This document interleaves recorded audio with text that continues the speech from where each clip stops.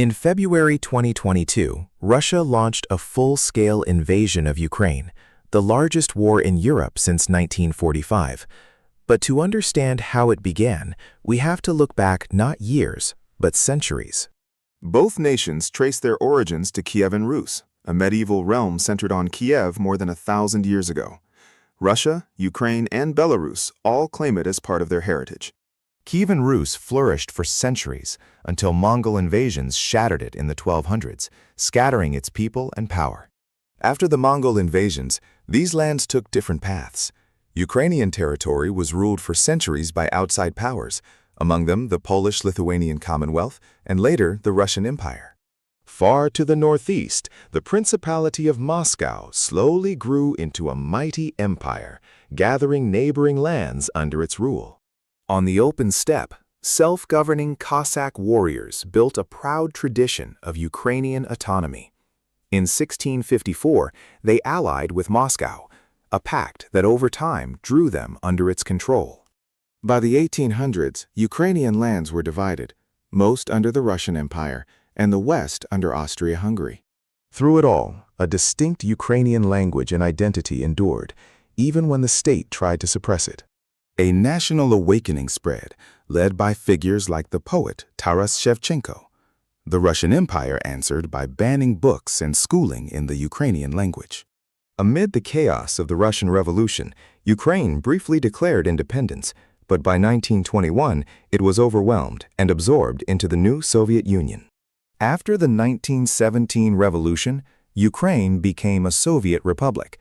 In the early 1930s, a man-made famine known as the Holodor killed millions of Ukrainians, a tragedy many nations today recognize as genocide. World War II then devastated Ukraine, which lost millions more before the Soviet victory. After World War II, Western Ukraine was folded in, and in 1954, Soviet leaders transferred Crimea from Russia to Ukraine, then merely an internal line on the map. Through the Soviet decades, Ukrainian language and culture were pressured to conform. In 1986, the Chernobyl nuclear disaster scarred the land and shook faith in Moscow.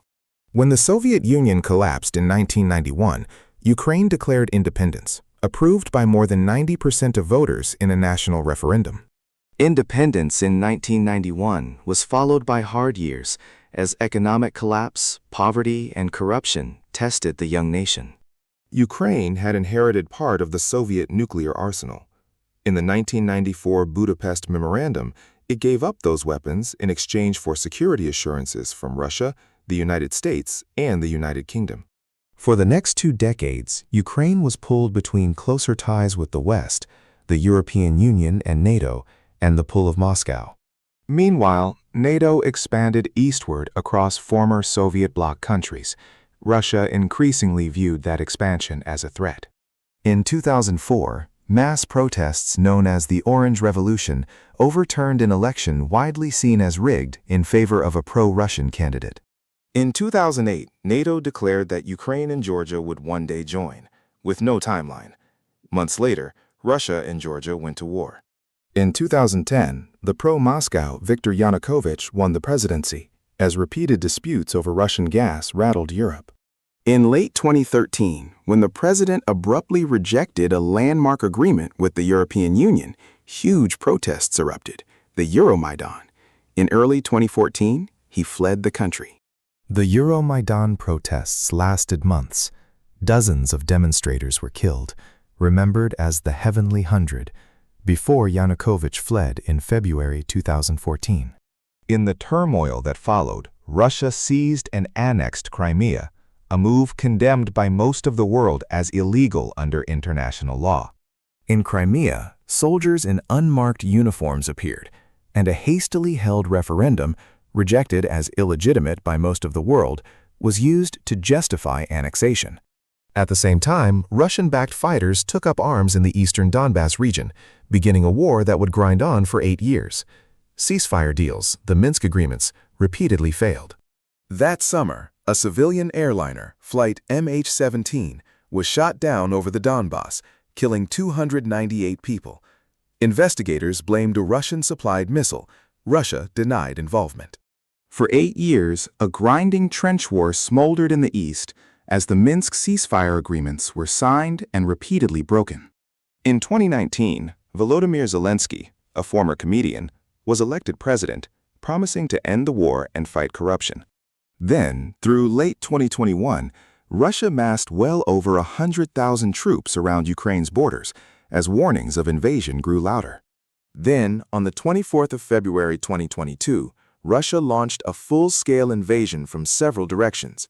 Moscow framed it as a limited operation. Ukraine and most of the world saw an attempt to erase an independent nation. The initial push toward Kyiv failed. Ukraine held on, bolstered by Western weapons and by sweeping sanctions imposed on Russia. The war settled into a brutal front across the east and south. Entire cities like Mariupol were reduced to ruins. Millions of Ukrainians fled abroad in Europe's largest refugee crisis since the Second World War. The war has since killed or wounded hundreds of thousands and forced millions from their homes. As of 2026, it continues, grinding on alongside repeated efforts to negotiate an end. The shock wave spread worldwide, disrupting the energy supplies and grain exports that much of the planet depends on. At its heart lie deeply contested questions, a nation's right to choose its own path, and a great power's demand for security, debated around the world.